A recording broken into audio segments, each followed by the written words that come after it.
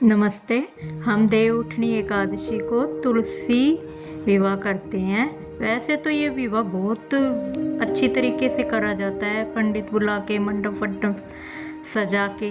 पर जो कार्तिक स्नान करते हैं तो वो तुलसी का विवाह ऐसे सिंपल तरीके से भी कर सकते हैं, क्योंकि जो कार्तिक का मात्य वाली किताब है उसमें सबसे आखिरी में तुलसी विवाह की विधि बताई गई है। तो उसमें कहा गया है कि अगर आप लड्डू गोपाल बाहर से बुलाते हैं तो आपको तुलसी का दान करना पड़ता है, और आप लड्डू गोपाल आपके घर के ही हैं तो आप तुलसी को अपने घर में ही रख सकते हैं विवाह करने के बाद। तो मैं कार्तिक स्नान कर रही हूँ, इसलिए मैं बहुत सिंपल तरीके से तुलसी का विवाह कर रही हूँ। उसके बाद ये तुलसी मैं अपने घर में ही रख दूँगी, क्योंकि लड्डू गोपाल भी हमारे घर के ही हैं, मंदिर के ही हैं, उनकी ही मैं पूजा करती हूँ।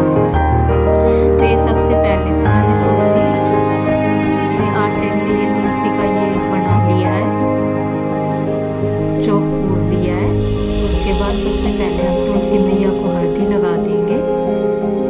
तो ये हल्दी पहले मैंने कान्हा जी को स्पर्श करके तुलसी के पत्तों पे लगा दी है, फिर मैंने गमले पे लगा दी है।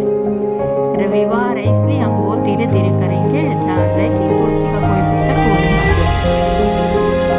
तो लगा दी हल्दी। उसके बाद हम तुलसी मैया को चुन्नी उठा देंगे।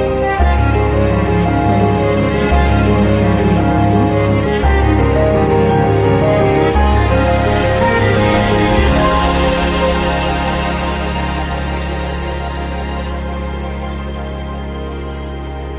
फिर हम तुलसी मैया को सिंदूर अर्पित कर देंगे। तो भगवान कृष्ण से पहले सिंदूर भगवान कृष्ण का हाथ लगवा के फिर हम तुलसी मैया को सिंदूर लगा देंगे, और गमले पे भी स्वास्तिक बना देंगे सिंदूर से ही।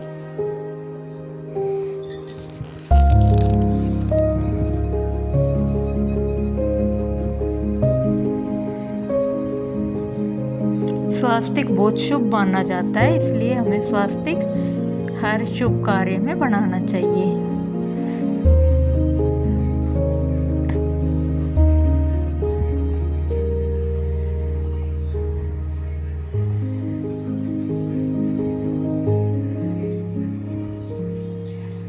इसके बाद हम तुलसी मैया को बिंदी लगा देंगे।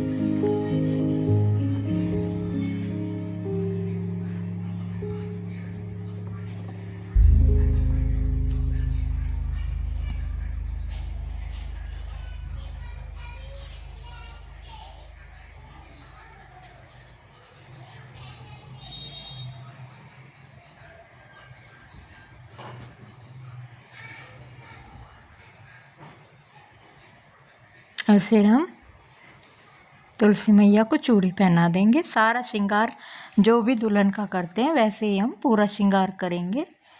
तो ये देखिए मैंने इनको चूड़ी पहना दी है।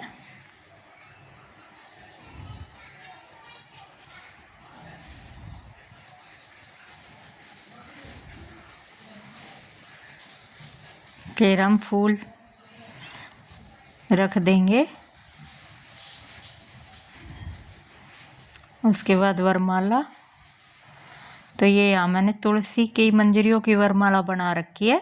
ये तुलसी मैया को स्पर्श करवा के भगवान को पहना देंगे, क्योंकि भगवान विष्णु को तुलसी की माला बहुत अच्छी लगती है। और ये कड़ावे की माला हम तुलसी मैया को पहना देंगे भगवान विष्णु का स्पर्श करवा के। तो हो गई है जयमाला। उसके बाद हम फूल छिड़क देंगे।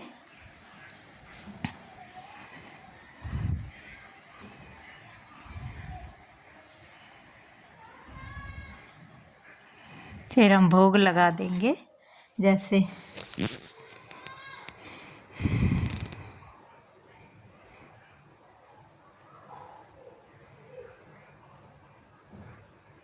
और कृष्ण भगवान को भी ये पटका पहना देंगे। तो ये छोटी सी ही चुनरी थी, ये मैंने कृष्ण भगवान को उड़ा दी।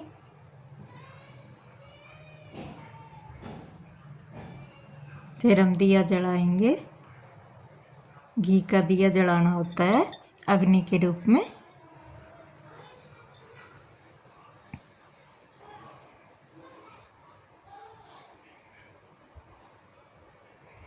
और घी का दिया जला के अच्छी तरह से भगवान की, विष्णु की और तुलसी मैया की पूजा करेंगे, बिल्कुल मन में ध्यान करते हुए।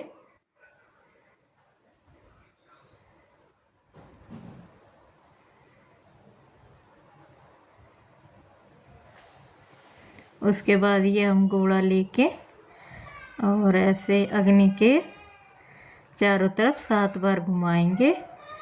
ऐसे भी फेरे हो सकते हैं, या फिर जो अच्छी तरह जब विवाह करते हैं तो एक जना तुलसी को गोद में ले लेता है और एक जना भगवान विष्णु को, तो भी फेरे हो जाते हैं। और अगर आपके पास कोई नहीं है तो आप अकेले इस नारियल से भी फेरे करवा सकते हैं, नारियल हो या सूखा गोला हो।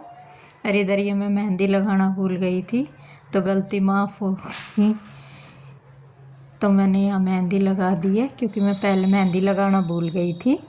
तो मैंने गलती के लिए क्षमा मांग ली है भगवान से, मैया रानी से, क्योंकि इतने बड़े विद्वान तो हम घर में होते नहीं जो सारा काम परफेक्ट कर दे, थोड़ी बहुत भूल चूक हो जाती है।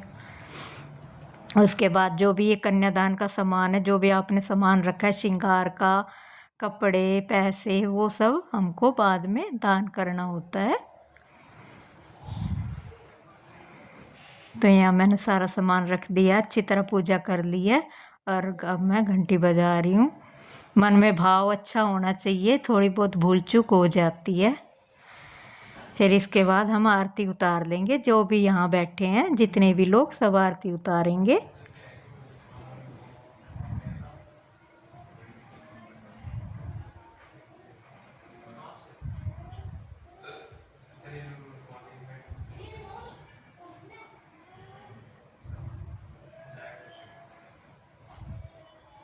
तुलसी विवाह देखने से भी बहुत फल मिलता है। कहीं पर अगर तुलसी विवाह हो रहा हो तो अगर आप अपने घर में भी नहीं करते तो आपको वहाँ जाकर देखना चाहिए और कुछ कन्यादान रूप में दक्षिणा देनी चाहिए, तो उससे भी आपको बहुत फल मिलता है। तो यहाँ सब आरती उतार लेंगे।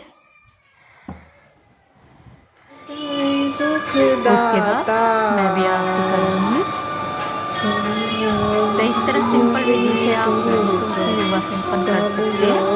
और फिर जो भी ये जो आपने कपड़े या श्रृंगार का सामान जो भी रखा है, आप उसको दान कर दीजिए, किसी को भी, किसी जरूरतमंद को दान कर दीजिए या फिर किसी पंडित को दान कर दीजिए।